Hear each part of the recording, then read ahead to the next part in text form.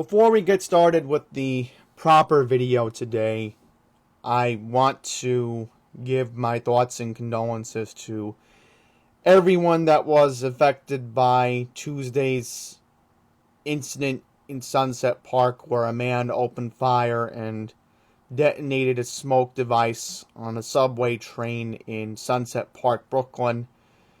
As many of you know, it got a lot of national attention the past couple of days, and by that I mean national headlines, and it's even gone all over the world. That's how disturbing this incident was, that people were just minding their own business trying to take the subway, and then all of a sudden this happened. So obviously I am very, very glad that it took less than around 24 hours afterwards that they got this guy right here. I mean, Frank James is somebody who needs to be in jail for a very, very long time after what he did. I mean, there is no question. And I want to mention something important here. I'm just making sure. It says here, will be held without bail during Frank James' arraignment yesterday. So the suspect was arrested in the East Village section of Manhattan back on Wednesday. And then look at this. Law enforcement sources told Channel 1 that James called the NYPD Crime Stoppers tip line and said that they were at a McDonald's in the East Village. So, according to the U.S. District Attorney's Office for the Eastern District, he's been charged with terroristic attacks or other violence against the mass transportation system. So, again, it's definitely federal charges that this guy is facing. There is no question about that. So, in a way, Cuomo did lose. Apparently, I found out last year from a lawyer that was representing Curtis Lewa's mayoral campaign. Because, you have multiple lawyers that handle a campaign for a public office. So one of the lawyers was somebody who had specialized in, bail, right? And the lawyer told everybody, not just me, but everyone, that, we're helping Curtis Lewa last year. Cuomo made a mistake with the bail reform. It was only state charges that can be eligible for bail, not federal. That's where a judge has more discretion. So it's amazing that Cuomo didn't realize when he was governor that there was a loophole. Clearly, Cuomo didn't know what he was doing, but that's the past. We need to focus on the present. So let's get into the news that Channel 1 is not going to cover in Queens, as usual, because we are ignored here, which is just... I just wish that we would matter, but it seems we don't. So guess what, folks? If we didn't have to talk about what happened in Sunset Park, I would have let off with this right away today. So here we go. Another Chase Bank was robbed in Queens. So here we go. Bank robbery reported yesterday, 32-45 Francis Lewis Boulevard. The suspect male, light skin, entered... Oh, hang on. Let's not even read that part. So a note was given to the bank teller demanding money. The teller complied and the suspect took off with cash. So wait a minute. Is this the same suspect that robbed Fresh Meadows? I'm confused. I am very, very confused. Okay, that just doesn't fly with me. Okay, and maybe I'm being paranoid, but I thought it was the same guy who robbed the Chase in Fresh Meadows and the same guy that robbed the Chase in Little Neck and Bayside, but apparently not. Apparently not. So we're going to get into where this address is. So I'm going to look it up right now. Franny Lou. That's what the locals pretty much call it, if you want to, I guess, go into that. Francis Lewis Boulevard. Here we go. This is what I was looking for. Now, I know this plaza very, very well. It's right on top of the Q28 bus. So let's see if we can find out if a bank was here. This is a little unusual. I don't think there's a... Yeah, I don't remember if there was a bank in the shopping plaza. No. Not that I'm aware of. No. Oh, here's the bank. Never mind. Yeah, this is the Chase that got robbed. Right here. See? This is it. Unbelievable. I mean, when are they going to catch these guys? It's getting out of hand. 2 robberies in the same neighborhood. It's just crazy. I mean, my goodness. And then there was another bank robbery in Woodhaven, 80-35 Jamaica Avenue. Let's see if this is another Chase bank.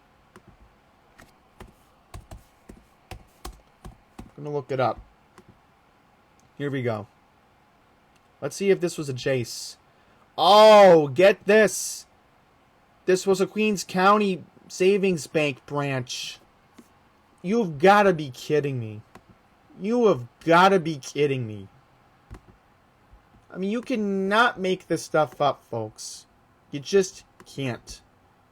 Okay, what's going on here? Google's glitching for whatever reason.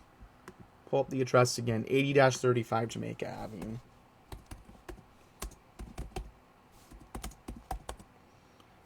Pull it up. Yeah, I know exactly where this is. Yeah. Now it's budging. Yes, you see here, this is definitely a Queens County Savings Bank branch. I mean, I'm telling you, Queens is in real trouble. Pull it up one more time.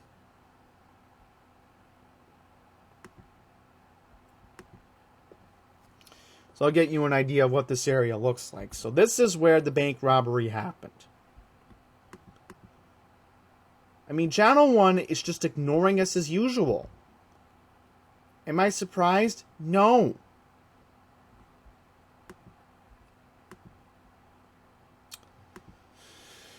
Okay, so I'm just going to get organized here. So that way we know what we're doing.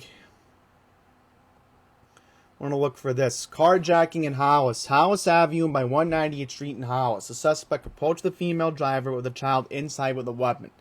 Then took up with the vehicle and the child in the back seat. Police are looking for a Toyota Camry, gray color with California temporary tags.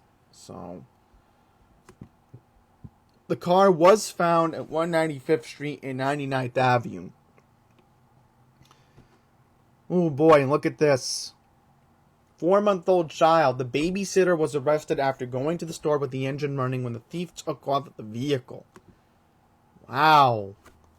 So the babysitter was arrested for... I'm trying to think what you could be arrested for in that situation. Endangering the welfare of a child. That's it. I'm sorry. It's just that, you know, with the bank robbery that happened right by Osnum, you know, a couple weeks ago, I saw the police across the street from Osnum at TD Bank. A couple of weeks ago, I looked out the window on my floor. We heard the police coming. And you cannot make this stuff up. The sirens were so loud, the residents heard it. I'm telling you, Northeast Queens is in real trouble right now. You know, the residents in my building don't realize what it's like being on the outside. What we have to deal with. You know, it's just very, very unfortunate. And then look at this. Armed robbery at 7-Eleven. I don't even think I covered this one. No. 3 o'clock in the morning on Wednesday. 3 a.m. at Jamaica Avenue and 255th Street. Yes, I've been to this location. Unbelievable. The suspect, male, black, entered the store and displayed a weapon. This is literally right next door to the pizza shop. Then took off with cash and other items after pushing the lone male employee, 63. Last seen taking off on a gray Nissan, heading southbound on Cross Island Parkway. Police described the suspect as 6 feet, very overweight, 325 to 350. Last seen wearing a blue shirt, black pants, snow hat, and blue surgical mask. There you go. I mean... And there were other shootings yesterday in... Well, not yesterday, but the day of the subway incident, there were 2 other shootings reported in Brooklyn. And it's gotten so personal for yours truly that a friend of mine was going to her school in Brooklyn for community theater, and I'm going to see if Channel 1 even brought it up. Yeah, here we go. Thankfully, Channel 1 did bring this up. Good. So, let me see if the Brooklyn paper has anything on it, because I know they did have an article. Because Channel 1's just not going to... They're not going to cut it. No. No, it's just not. No. Let's see, crime...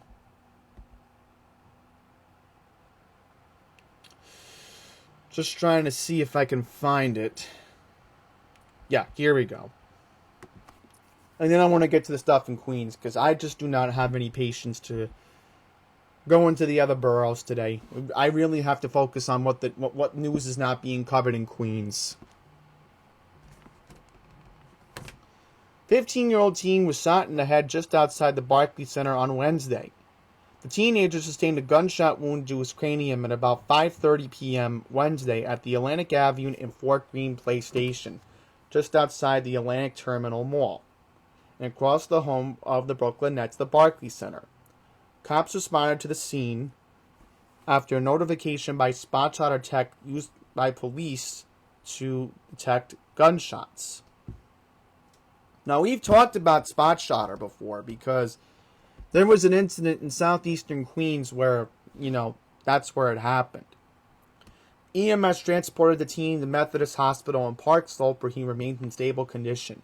Police have not identified a suspect nor made any arrests. So, as I said, very, very, very, very scary situation.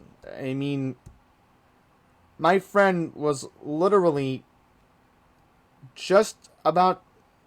What's very alarming was she was just on the I'm telling you, if she wasn't on that 456 train to Babylon, she would have been... I don't know what would have happened.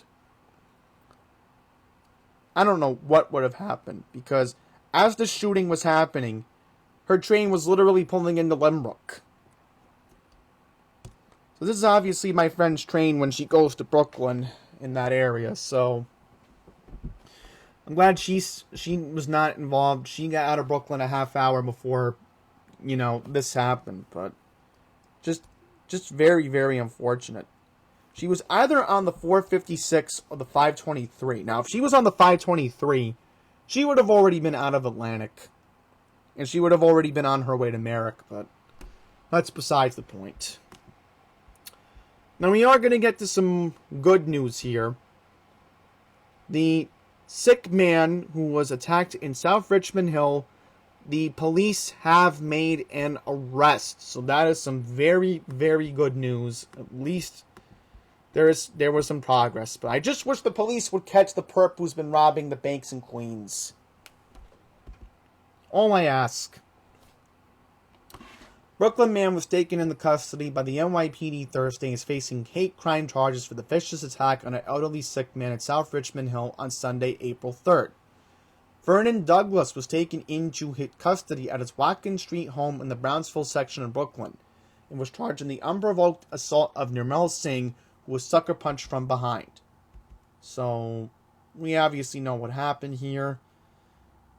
So I'm assuming the Queens DA's office is going to have to further take care of this, which would mean Melinda Katz. Douglas was charged with hate crime assaults, aggravated harassment, and robbery charges. So, and then look at this. A similar attack happened over a week later. I mean, really, Queens is just in so much trouble, guys. This is what we have to deal with here. So I just want to make sure I'm organizing the last two, because I am just losing my patience today.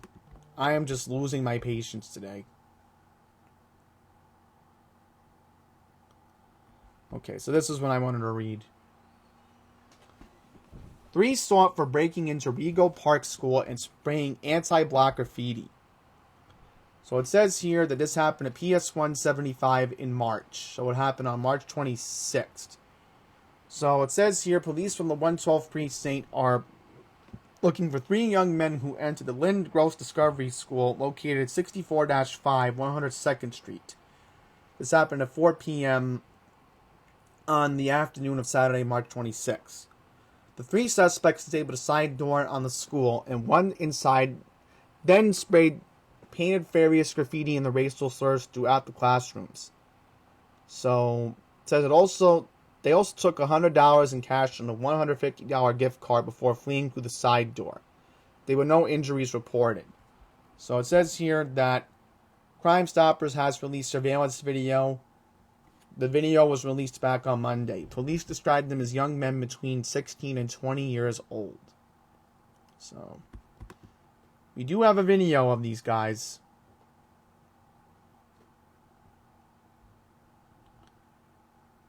I mean, really. This is what we have to deal with. A couple of them are juveniles.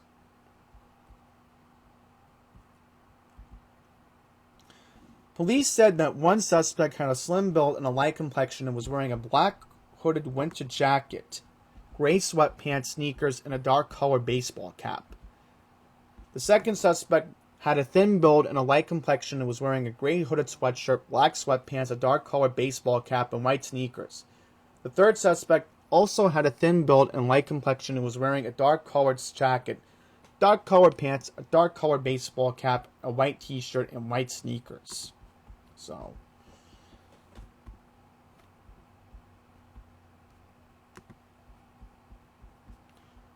wanted to get into this one here. Sexual predator sentenced to 55 years in prison for sexually exploiting neighborhood kids.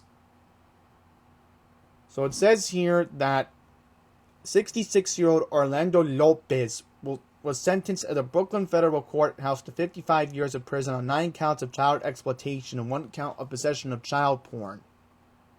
So look at this. This goes back to 2008 when Mike Bloomberg was mayor. Lopez raped and sexually exploited children who lived at or near his apartment building in Jamaica and took videos and photographs of the abuse. I mean, I don't even want to read any more of this, but this guy deserves to be in jail for the rest of his life. You know Channel 1's not going to cover it because, oh, it'll upset a certain demographic. So let's get into a couple of the subway crime incidents that are happening in Queens. So I got 2 I have to read, and then we're going to end this video. So here's the first one.